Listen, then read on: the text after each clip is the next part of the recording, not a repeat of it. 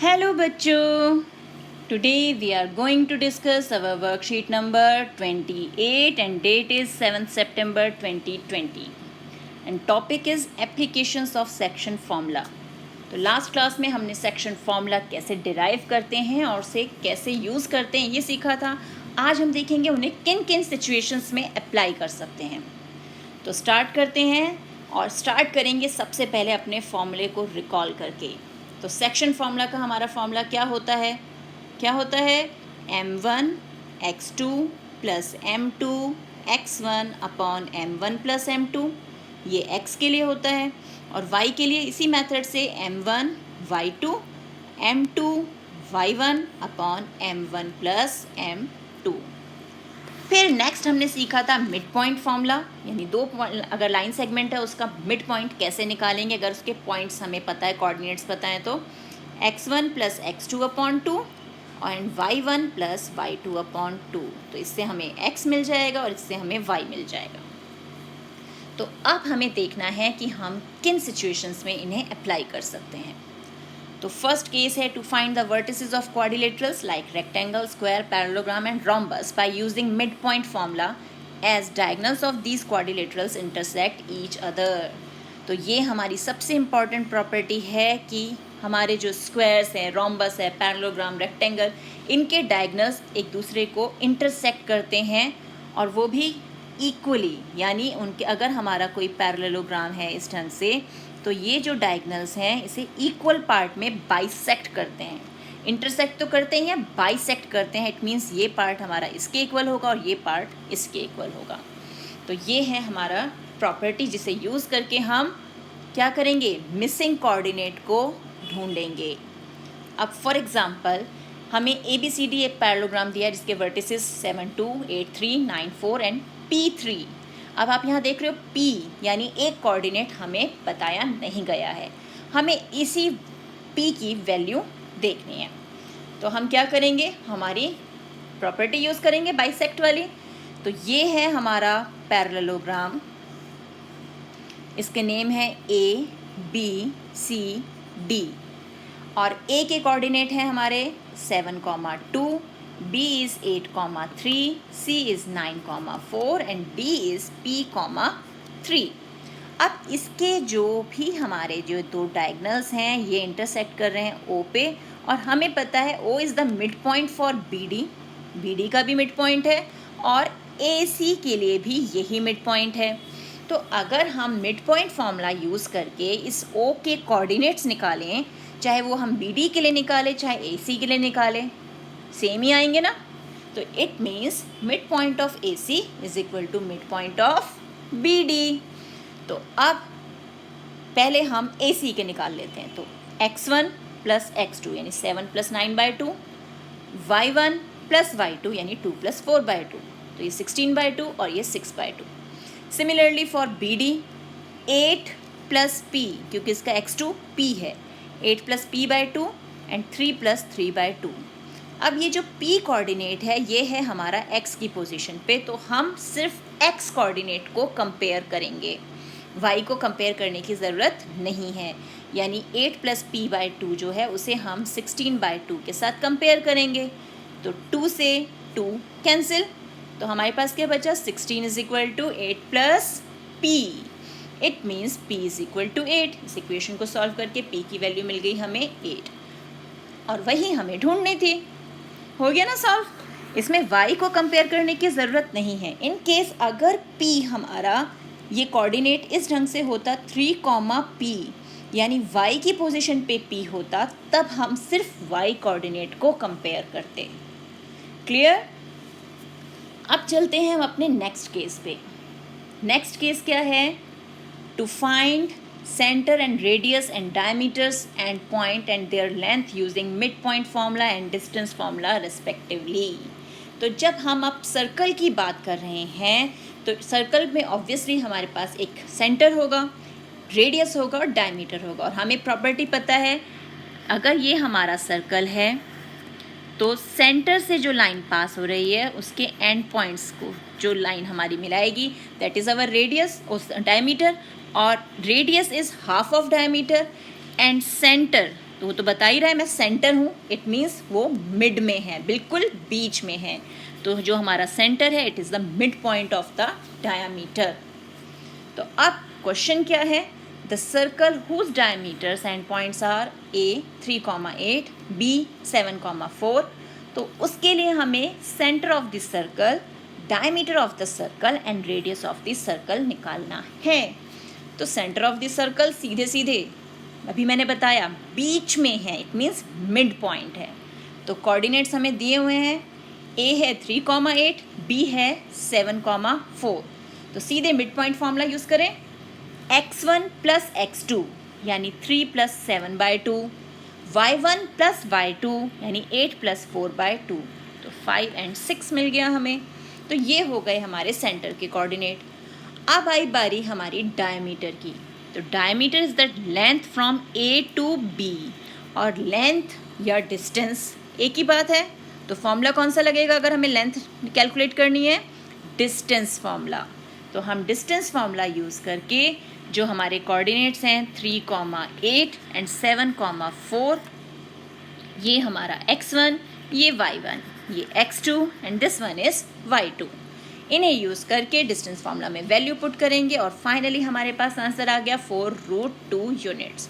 और बेटा जब डायामीटर मिल गया तो रेडियस तो क्या करना है, बस डायमीटर का हाफ कर देना है, यानी 4√2 डिवाइड बाय 2, 2 1 ज़ा 2, 2 2 ज़ा 4, वी गेट 2√2 यूनिट्स। है ना इजी, मिड पॉइंट निकाला, फिर डिस्टेंस फार्मूला यूज़ करके डायमीटर निकाल लिया और उसका हाफ कर दिया तो रेडियस मिल गया। तो ये हो गया हमारा केस 3 भी सॉल्व। अब एक जो सबसे इम्पॉर्टेंट केस है वो अब हम डिस्कस कर रहे हैं, इसे ध्यान से देखना। To find coordinates of line segment which divide line segment in 3 equal parts, यानी ट्राई सेक्शन 3 सेक्शंस में डिवाइड करेगा और तीनों पार्ट्स इक्वल होंगे बाय यूजिंग सेक्शन फॉर्मूला।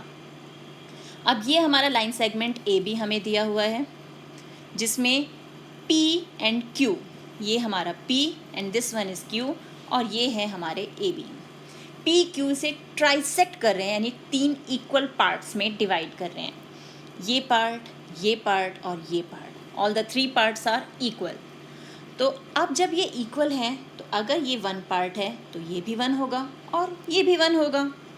तो जब हम सेक्शन फॉर्मूला यूज़ करते हैं तो वी नीड रेशो, कि किस रेशो में हमने उसे डिवाइड किया।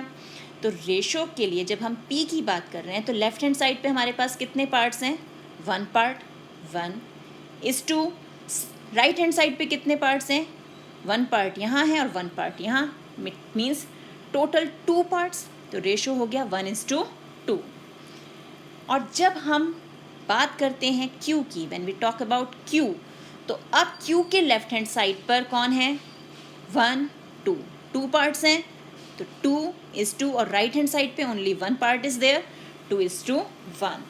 तो जब हम P के कोऑर्डिनेट्स कैलकुलेट करेंगे तो हम रेशो लेंगे 1:2 का, और जब Q के कोऑर्डिनेट्स कैलकुलेट करेंगे तो रेशो होगा 2:1 का।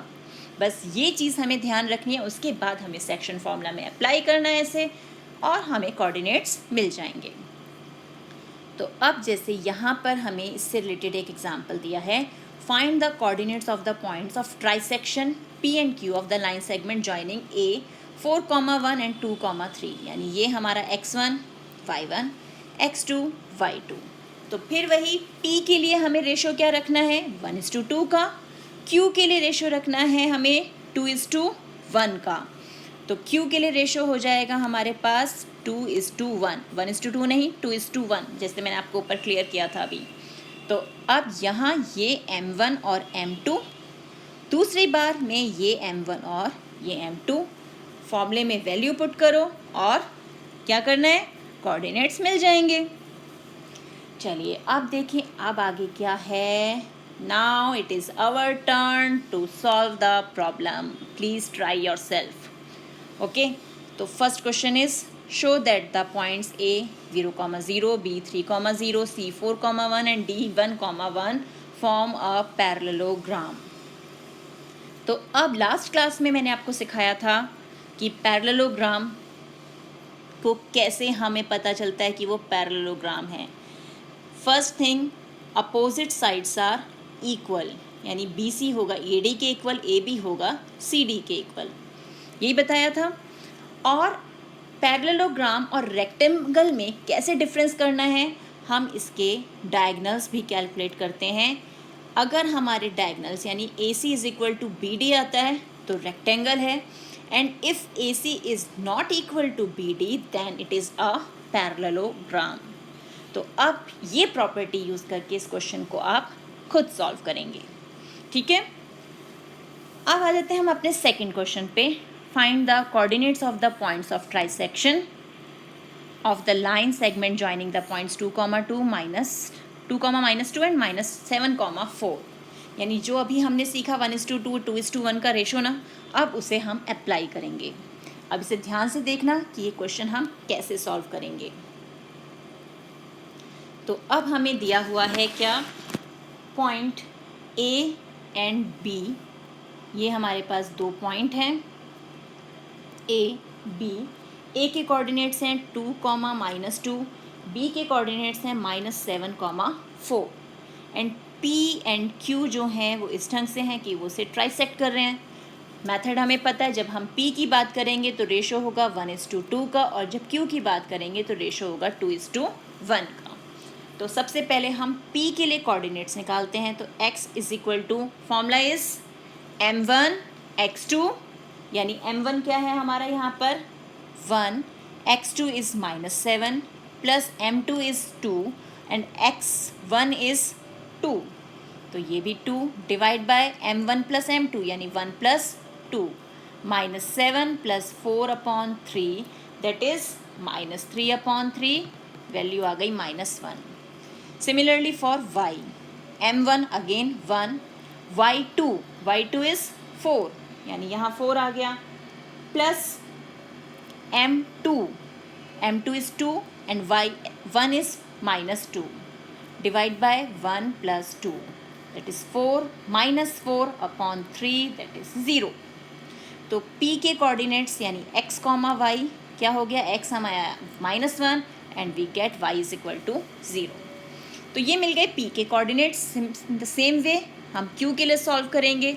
अब रेशो हो जाएगा 2:1 का, यानी ये हमारा m1 होगा और ये m2। तो x निकालें उसका, m1 यानी 2 into -7 plus 1 into 2 divide by 2 plus 1 यानी -14 plus 2/3 -12/3 that is -4। Similarly y फिर again 2, 4 plus 1 into -2 divide by 2 plus 1, तो ये 8, ये -2, ये 3, 6/3 इट मीन्स 2। तो Q के कोऑर्डिनेट्स x, y हमें क्या मिल गए, -4 एंड 2। तो ये हमें आंसर मिल गया। एक बार रेशो 1:2, एक बार रेशो 2:1। क्लियर? अब पता भी चल गया हमें कैसे अप्लाई करना है। तो अब जो एग्जाम्पल में क्वेश्चन छोड़ा था ना, वो अब आप अपने आप करेंगे सेम इसी मेथड से और कोऑर्डिनेट्स निकाल के मुझे बताएंगे। अब चलते हैं नेक्स्ट क्वेश्चन पे। लास्ट क्वेश्चन है हमारा, if 4, P and 1, 0 are end points of the diameter of a circle of length 10 centimetre, find the centre of the circle. तो हमें डायमीटर की लेंथ दे दी है, कोऑर्डिनेट्स दे दिए एंड पॉइंट्स के, हमें ढूंढना है सेंटर। तो इसे भी हम सॉल्व करते हैं। अब इसके लिए हम क्या करेंगे, सबसे पहले हम अपनी फिगर ड्रॉ कर लेते हैं।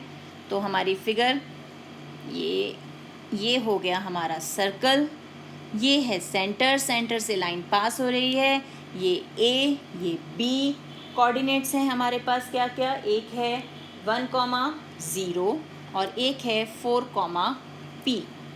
हमें सेंटर भी निकालना है और यहाँ पे हमें डायमीटर की लेंथ दी हुई है 10 सेंटीमीटर। तो जब लेंथ दी हुई है इट मीन्स क्लियरली क्या यूज़ करना है हमें, distance formula. It means AB is equal to, formula क्या है हमारा, x2 minus x1 whole square plus y2 minus y1 whole square. तो AB की लेंथ ऑलरेडी 10 दी हुई है। अब हम वैल्यूज़ पुट कर देते हैं, x2 माइनस x1 यानी 4 minus 1 square plus p minus 0 square, तो 10 is equal to 3 square plus p square. अब ये स्क्वायर रूट यहाँ आएगा तो क्या बन जाएगा, स्क्वायर, यानी 10 square is 100, 9 plus p square की वैल्यू हो गई 100 माइनस 9, यानी p हो गया अंडर रूट ऑफ 91 यूनिट्स, या यहाँ यूनिट्स नहीं, यहाँ पे हम कोऑर्डिनेट्स निकाल रहे हैं तो इसलिए ये रूट 91 ही रहेगा। अब बारी आई हमारे सेंटर की, तो सेंटर मीन्स बीच में मतलब मिड पॉइंट। तो अब हमें यानी ये सेंटर यानी इसके कोऑर्डिनेट एक्स वाई निकालने हैं, तो हम क्या यूज़ करेंगे, हमारा मिड पॉइंट फॉर्मूला, यानी x is equal to x1 plus x2 by 2, y is equal to y1 plus y2 by 2। तो अब x निकालें, x1 हमारा कितना है 1, x2 कितना है 4, डिवाइड बाई 2 यानी 5 बाई 2 आ गया। और y के लिए y1 is 0, y2 is p की वैल्यू अभी हमने निकाली है रूट 91 डिवाइड बाई 2 यानी रूट 91 बाई 2। तो हमारे सेंटर के कोऑर्डिनेट्स क्या हो गए, सेंटर के कोऑर्डिनेट्स हो गए x यानी 5 बाई 2, y यानी रूट 91 बाई 2। हो गया ये भी सॉल्व। तो इसी टाइप के क्वेश्चंस आपको अपनी NCERT बुक से सॉल्व करने हैं। मिलते हैं एक और वीडियो में, तब तक keep practising and enjoy maths.